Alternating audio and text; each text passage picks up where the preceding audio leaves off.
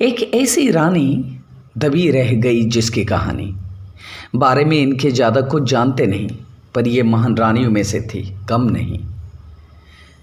बारे में इनके जोआना बेली लिखती है, इन latter days from Brahma came to rule out our land a noble dame.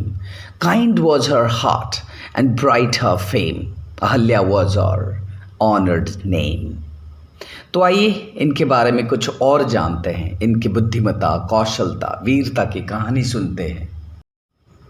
एक छोटे गांव से राजघराने का सफ़र सन 1725 में जब ये आई धरती पर। जामखेड़ का चौंडी गांव, पिताजी मांकोजी राव हुआ करते थे मुखिया गांव के। उस नाते सुख दुख समझते थे सभी के। उन दिनों लड़कियों की पढ़ाई प्रचलन बिल्कुल ना के बराबर थी। फिर भी अहल्या को हर शिक्षा मिले, ये उनकी इच्छा थी। एक दिन राजा मल्हार राव होलकर का चौंडी गांव में डेरा लगा था। गांव के मंदिर से एक छोटी बच्ची की सुमधुर सुर इनके कानों में गूंज रहा था।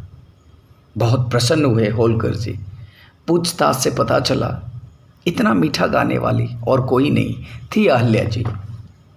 तुरंत अपनी बेटे खांडे राव का प्रस्ताव लिए अहल्या के पिताजी से बातचीत शुरू कर दिए। जैसा पुत्र वधू चाहिए था वैसा ही उनको मिला। बहू के रूप में मानो होलकर साम्राज्य को एक नई दिशा मिला। वैवाहिक जीवन इतना सुखमय था नहीं। कुम्हेर युद्ध के दौरान महाराज सूरजमल के हाथों खांडे राव की मौत हो गई। मात्र 29 वर्ष की आयु में अहल्याबाई विधवा हो गई।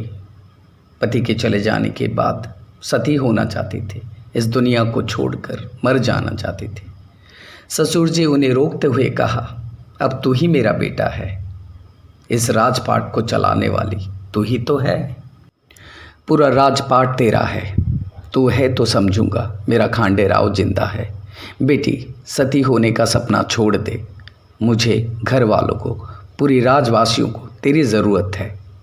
अहल्याबाई ने सती होने का विचार मन से निकाली, राज्य की पूरी बागडोर संभाली। जब 1766 में मल्हार राव चल बसे, ऐसा लगा जैसे पिता का साथ छूट गया इनसे। अहल्याबाई अपने पुत्र माले राव को राज सिंहासन पर बिठाए, प्रजातंत्र सिखाए, पर माले राव भी शासन गद्दी संभाल ना पाए।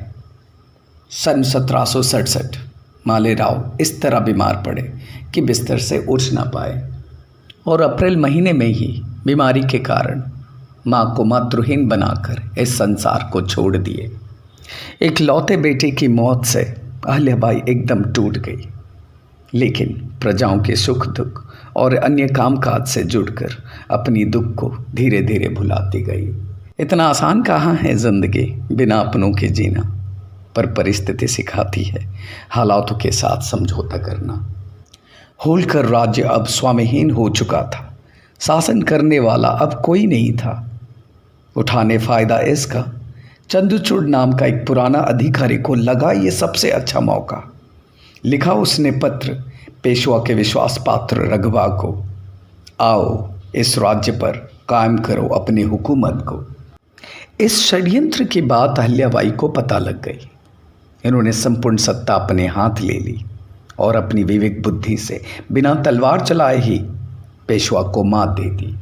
आगे वीडियो में उनकी वीरता की कुछ और रोचक बातें जानेंगे। तब तक के लिए हम आपसे विदा लेंगे। जय हिंद।